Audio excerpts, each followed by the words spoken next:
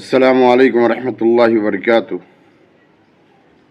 آج میں ایک ایسے دانے کی طرف آپ لوگوں کو توجہ دلاؤں گا جس دانے کی حدیث میں بڑی فضیلت آئی ہے، جس کو ہم اور آپ کلونجی کہتے ہیں۔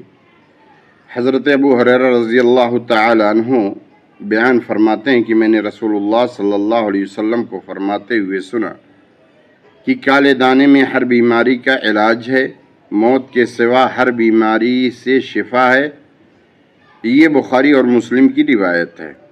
اسی طریقے سے دوسری روایت سالم بن عبداللہ اپنے والد محترم عبداللہ ابن عمر رضی اللہ تعالیٰ عنہ سے روایت کرتے ہیں کہ رسول اللہ صلی اللہ علیہ وسلم نے فرمایا کہ تم اپنے اوپر ان کالے دانوں کو لازم پکڑ لو، کیونکہ اس میں موت کے علاوہ ہر بیماری سے شفا ہے۔